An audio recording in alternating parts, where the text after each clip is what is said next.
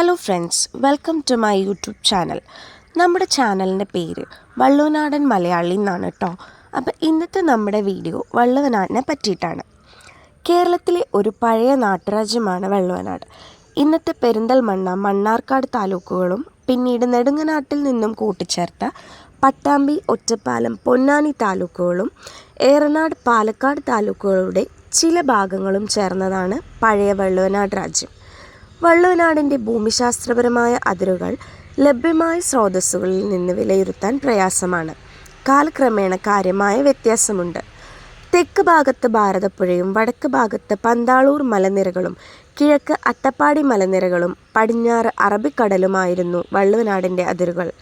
12ാം നൂറ്റാണ്ടിൽ വള്ളുവനാടിന് ഇന്നത്തെ നിലമ്പൂർ, വണ്ടൂർ, കരുവാരകുണ്ട്, തുവ്വൂർ പ്രദേശം, ഏറനാട്, പാണ്ടിക്കാട്, മഞ്ചേരി, മലപ്പുറം പ്രദേശം, തിരൂർ, തിരുനാവായ, ആദവനാട്, കോട്ടയ്ക്കൽ, വളാഞ്ചേരി പ്രദേശങ്ങൾ, പൊന്നാനി താലൂക്കുകൾ എന്നിവയുടെ ഭാഗങ്ങളുണ്ടായിരുന്നു. പൊന്നാനി തുറമുഖം കടലിലേക്കുള്ള പ്രധാന പ്രവേശനം നൽകുന്നു. അക്കാലത്ത് ചാലിയാറിൻ്റെയും കടലുണ്ടി നദിയുടെയും തടത്തിൻ്റെ വലിയൊരു ഭാഗം ഭരിച്ചിരുന്നത് വള്ളുവക്കോനാതിരിയായിരുന്നു. അതിൻ്റെ പരമാവധി വ്യാപനത്തിൽ വടക്കൻ അതിർത്തി തിരൂരങ്ങാടി താലൂക്കിലെ തിരൂരങ്ങാടിയിലുള്ള തൃക്കുളവും തെക്കൻ അതിർത്തി പാലക്കാടിനടുത്തുള്ള എടത്തറയുമാണ്. നിലവിലെ ഏറനാട് എന്ന് വിളിക്കപ്പെടുന്ന പ്രദേശത്തിൻ്റെ വലിയൊരു ഭാഗം കോഴിക്കോട് സാമൂതിരി കീഴടക്കുന്നതിനു മുമ്പ് വള്ളുവനാട് രാജ്യത്തിൻ്റെ കീഴിലായിരുന്നു. മധ്യകാലഘട്ടത്തിൻ്റെ തുടക്കത്തിൽ നെടുങ്ങാതിരിപ്പാടിൻ്റെ ഭരണത്തിൽ കീഴിലായിരുന്ന നെടുങ്ങനാടിൻ്റെ പട്ടാമ്പി, ഒറ്റപ്പാലം, ഷൊർണൂർ, ചെർപ്പളശ്ശേരി പ്രദേശം വലിയൊരു ഭാഗം വള്ളുവക്കോനാതിരി കീഴടക്കി. എങ്കിലും 15ാം നൂറ്റാണ്ടിൽ കോഴിക്കോട് സാമൂതിരി നെടുങ്ങനാട് പിടിച്ചെടുത്തു. വള്ളുവനാട് രാജകുടുംബത്തിൻ്റേതാണ് തിരുവല്ലയ്ക്കടുത്തുള്ള നെടുമ്പുറം കൊട്ടാരം. രണ്ടാം ചേര സാമ്രാജ്യത്തോളം തന്നെ ചരിത്രമുള്ള വള്ളുവനാടിന് വല്ലഭോക്ഷണി എന്ന സംസ്കൃത നാമമുണ്ട്. 12ാം നൂറ്റാണ്ടിൻ്റെ ആരംഭം മുതൽ 18ാം നൂറ്റാണ്ടിൻ്റെ അവസാനം വരെ അധികാരം വഹിച്ചിരുന്ന ഇന്നത്തെ മധ്യ കേരളത്തിലെ ഒരു സ്വതന്ത്ര മേധാവിയായിരുന്നു വള്ളുവനാട്. അതിനു മുമ്പ് 10ാം നൂറ്റാണ്ടിൻ്റെ അവസാനം മുതൽ വള്ളുവനാട് ചേരപ്പെരുമാളുകളുടെ രാജ്യത്തിനുള്ളിൽ ഒരു സ്വയംഭരണ മേധാവിയായി നിലനിന്നിരുന്നു. 12ാം നൂറ്റാണ്ടിൻ്റെ തുടക്കത്തിൽ ചേരപ്പെരുമാൾ രാജ്യത്തിൻ്റെ ശിഥിലീകരണം രാജ്യത്തിൻ്റെ വിവിധ സ്വയംഭരണ മേധാവികളുടെ സ്വാതന്ത്ര്യത്തിലേക്ക് നയിച്ചു. വള്ളുവനാട് അവയിലൊന്നാണ്. 10ാം ശതകത്തിൽ ജീവിച്ചിരുന്ന രാജശേഖരനാണ് ഈ വംശത്തിൻ്റെ സ്ഥാപകൻ. ഈ രാജവംശം ആറങ്ങോട്ട് സ്വരൂപം എന്നാണ് അറിയപ്പെട്ടിരുന്നത്. വള്ളുവനാട്ട് രാജാവിനെ വള്ളുവക്കോനാതിരി, വെള്ളാട്ടിരി, ആറങ്ങോട്ടുടയവർ, വല്ലഭൻ എന്നീ പേരുകളുണ്ട്. ഇവരുടെ കുടുംബത്തിലെ പുരുഷ പ്രജകളെ വള്ളോടിമാർ എന്ന് വിളിക്കുന്നു. വള്ളുവനാടിൻ്റെ ആദ്യ തലസ്ഥാനം വള്ളുവ നഗരം, ഇന്നത്തെ അങ്ങാടിപ്പുറമായിരുന്നു. ഇവിടെ തിരുമാന്താംകുന്ന് ഭഗവതി വള്ളുവക്കോനാതിരിമാരുടെ പരദേവതയായിരുന്നു.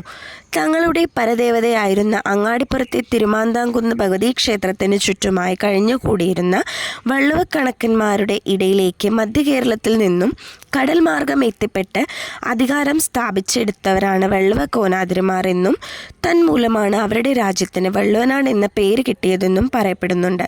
വള്ളുവനാടും നെടുങ്ങനാടും തമ്മിൽ ബന്ധിപ്പിക്കുന്നതാണ് തൂതപ്പാലം. വള്ളുവനാടൻ ചരിത്രം നമ്മളെ പ്രാചീനമായ രണ്ടാം ചേര സാമ്രാജ്യത്തിലേക്കാണ് നയിക്കുക. വള്ളുവനാട് രാജവംശം വളരെ ബഹുമാനിക്കപ്പെട്ടിരുന്ന ഒരു രാജകുടുംബമായിരുന്നു. തമിഴ്നാട്ടിലെ പല്ലവ രാജകുടുംബത്തിൻ്റെ പിന്തുടർച്ചക്കാരാണ് വള്ളുവനാട് രാജാക്കന്മാർ എന്ന വിശ്വാസമുണ്ട്.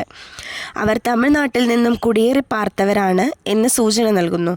കാഞ്ചീപുരം തലസ്ഥാനമാക്കിയിരുന്ന പല്ലവ രാജാക്കന്മാർ ഭരണസ്ഥിരതയ്ക്കായി BC 300നും AD 300നും ഇടയ്ക്ക് ശ്രീവില്ലിപുത്തൂരിൽ നിന്നും ഒരു ചെറിയ ഭാഗമായി ഭരണം ആരംഭിച്ചു. അവിടുത്തെ രാജാക്കന്മാർ അസാമാന്യ ശ്രേഷ്ഠരും വീരശൂര പരാക്രമികളുമായിരുന്നു. ഭദ്രകാളിയും ശ്രീവള്ളിയുമായിരുന്നു അവരുടെ കുലദൈവങ്ങൾ. ആര്യ സംസ്കാരം ദക്ഷിണ ഭാരതത്തിൽ വേരുറപ്പിച്ചതോടെ ശ്രീവില്ലിപുത്തൂരിലെ ശ്രീവല്ലഭൻ എന്നൊരു യുവരാജാവ് കൃഷ്ണഭക്തനാവുകയും അവിടെ ഒരു വലിയ വിഷ്ണു ക്ഷേത്രം പണി കഴിപ്പിക്കുകയും ചെയ്തു. കാലക്രമേണ ആ ക്ഷേത്രം വളരെ പ്രശസ്തമായി. എങ്കിലും ആ പ്രദേശത്തെ അഭിവൃദ്ധി നാൾക്കുനാൾ കുറഞ്ഞുകൊണ്ടിരുന്നു. പരിഹാരം തേടി പ്രശസ്തരായ ജ്യോതിഷികളെ കൊണ്ട് പ്രശ്നവെപ്പ് നടത്തി. വിഷ്ണു സാന്നിധ്യത്താൽ ക്ഷേത്രം വളരെ നല്ല നിലയിൽ നിലകൊള്ളുമെങ്കിലും ക്ഷേത്ര നിർമ്മാണത്തിലെ ഒരു ചെറിയ തച്ചുശാസ്ത്രപ്പിഴവ് മൂലം ആ രാജവംശം ദിനം പ്രതി ശോഷിച്ചു വരുമെന്നാണ് പ്രശ്നവെപ്പിൽ തെളിഞ്ഞു വന്നത്. പ്രശ്നപരിഹാരാർത്ഥം ആ വംശം പൂർണ്ണമായും നാട് വിട്ടു പോകുകയേ രക്ഷയുള്ളൂ എന്നും തെളിഞ്ഞു.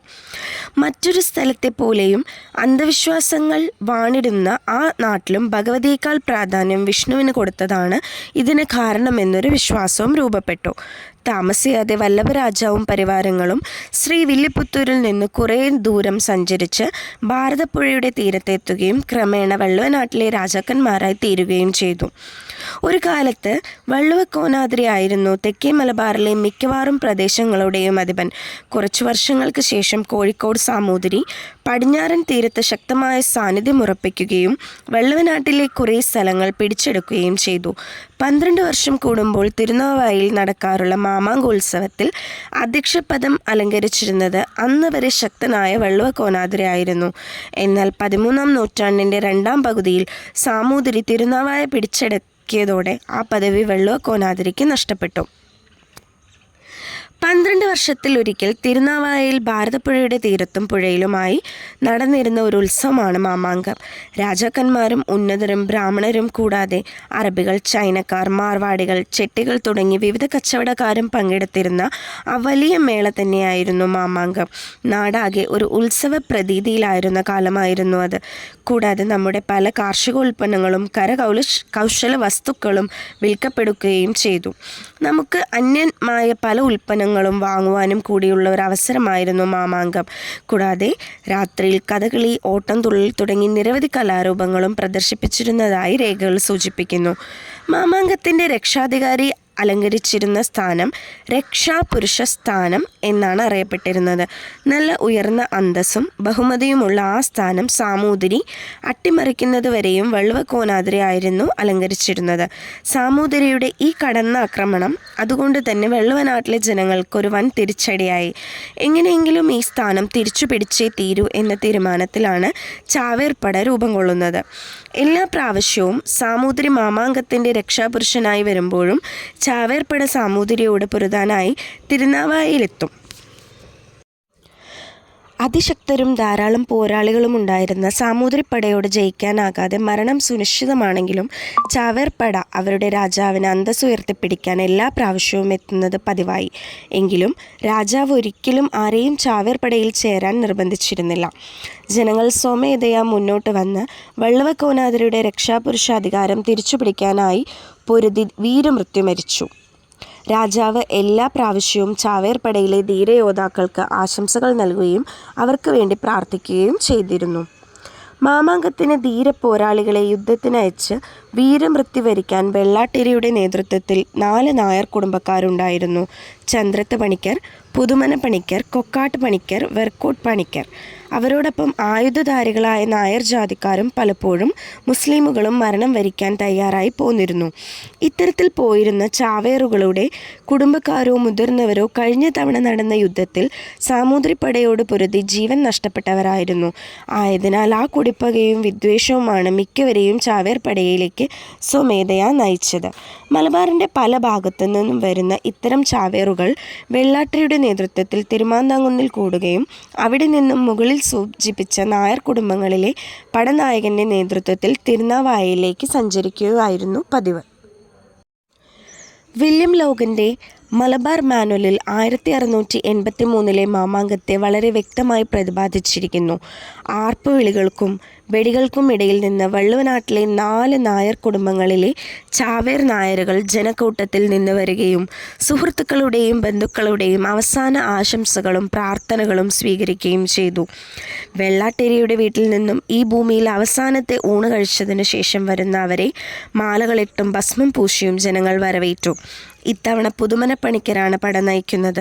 അദ്ദേഹത്തോടൊപ്പം നായർ, മേനോൻ തുടങ്ങി ക്ഷത്രിയ വിഭാഗത്തിലെ 17 സുഹൃത്തുക്കളുമുണ്ട്. മരിക്കാനായി തീരുമാനിച്ചുകൊണ്ട് വാളുമെടുത്ത ലക്ഷ്യത്തിലേക്ക് അവർ നീങ്ങി. അവസാനത്തെ മാമാങ്കം ആഘോഷിച്ചത് 1766 അന്ന് ചാവേർപ്പടയായി വരാൻ ആരും തയ്യാറാകാതിരിക്കുകയും അങ്ങനെ വള്ളുവക്കോനാദ്രി സ്വയം ചാവേറാകാൻ തയ്യാറെടുക്കുകയും ചെയ്തു. തിരുമാന്താംകുന്ന് ഭഗവതി ക്ഷേത്രത്തിലെ പ്രത്യേക പൂജ കഴിച്ചതിന് ശേഷം അദ്ദേഹം വടക്കേ നടയിലെത്തിയപ്പോൾ ചാവേർപ്പടയ്ക്ക് തയ്യാറായി നിൽക്കുന്ന 18 വയസ്സുള്ള ഒരു യുവാവിനെയും അയാളുടെ 12 ശിഷ്യരെയുമാണ് അദ്ദേഹം കണ്ടത്. ഇത് ഭഗവതി യുവാവിൻ്റെ രൂപത്തിൽ പ്രത്യക്ഷപ്പെട്ടതാണെന്ന് ചിലർ വിശ്വസിക്കുന്നു. വള്ളുവ കോനാതിരയുടെ അനുഗ്രഹം വാങ്ങി അവർ മാമാങ്കത്തിന് തിരുനാവായിലേക്ക് പുറപ്പെട്ടു. സാമൂതിരിയുടെ പടയോട് മുഴുവൻ പൊരുതി മുന്നേറിയ ഈ 18കാരന് നിലപാട് തറയിലേക്ക് ചാടിക്കറയുകയും സാമൂതിരിയുടെ കഴുത്തിന് നേരെ വാളോങ്ങുകയും ചെയ്തു. എന്നാൽ പെട്ടെന്ന് സാമൂതിരി പുറകിലേക്ക് കുതിറി മാറിയതിനാൽ അവിടെ ഉണ്ടായിരുന്ന വലിയ നിലവിളക്കിലെ വാള് തട്ടുകയും വിളക്ക് കെടുകയും ചെയ്തു. ഉടനെ തന്നെ മങ്ങാട്ടച്ചൻ വശത്തു നിന്നും ചാടി വന്ന് ഈ ബാലനെ വധിച്ചു. ഇതായിരുന്നു അവസാന മാമാങ്കോത്സവം.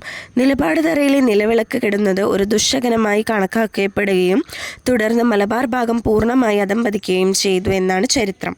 മൈസൂറിൻ്റെ ആക്രമണകാലത്ത് അട്ടപ്പാടി താഴ്വരയും ഇന്നത്തെ ഒറ്റപ്പാലം താലൂക്കിൻ്റെ ഒരു ഭാഗവും മാത്രമേ ഈ രാജ്യത്തിൻ്റെ അധീനതയിൽ ഉണ്ടായിരുന്നുള്ളൂ. ടിപ്പുവിൻ്റെ ആക്രമണത്തെ തുടർന്ന് വള്ളുവനാട് രാജാവ് തിരുവിതാംകൂറിൽ അഭയം പ്രാപിച്ചു. പിൽക്കാലത്ത് ബ്രിട്ടീഷുകാർ മലബാർ കൈയടക്കിയപ്പോൾ അന്നത്തെ എല്ലാ നാട്ടുരാജാക്കന്മാർക്കെന്ന പോലെ വള്ളുവനാട്ട് രാജാവിനും മലിക് ഖാൻ ഏർപ്പെടുത്തി അധികാരങ്ങൾ ഇല്ലാതാക്കി. സ്വാതന്ത്ര്യപൂർവ്വ മദ്രാശി സംസ്ഥാനത്തിൻ്റെ മലബാർ ജില്ലയിൽ പഴയ വള്ളുവനാടിൻ്റെ തെക്കൻ പ്രദേശങ്ങളെയും പഴയ നെടുങ്ങനാടിൻ്റെ ഭാഗങ്ങളായിരുന്ന ഒറ്റപ്പാലം, പട്ടാമ്പി, ഷൊർണൂർ, ചെർപ്പളശ്ശേരി മുതലായ ഇന്നത്തെ പട്ടണങ്ങളുടെ സമീപ പ്രദേശങ്ങളെയും ഉൾക്കൊള്ളിച്ചുകൊണ്ട് വള്ളുവനാട് എന്ന പേരിൽ ഒരു താലൂക്ക് നിലവിലുണ്ടായിരുന്നതുകൊണ്ട് ഈ പ്രദേശങ്ങൾ മുഴുവനായും ഇന്നും വള്ളുവനാട് എന്ന പേരിൽ അനൗദ്യോഗികമായി അറിയപ്പെടുന്നുണ്ട്.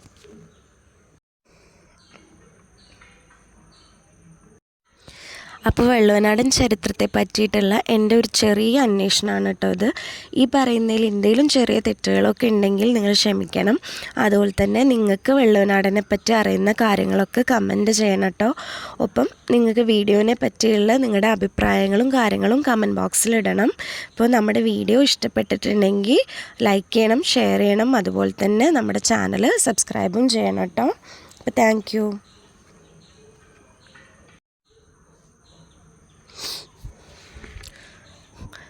അടുത്ത വീഡിയോ ആയിട്ട് നമുക്ക് പിന്നെ കാണാം.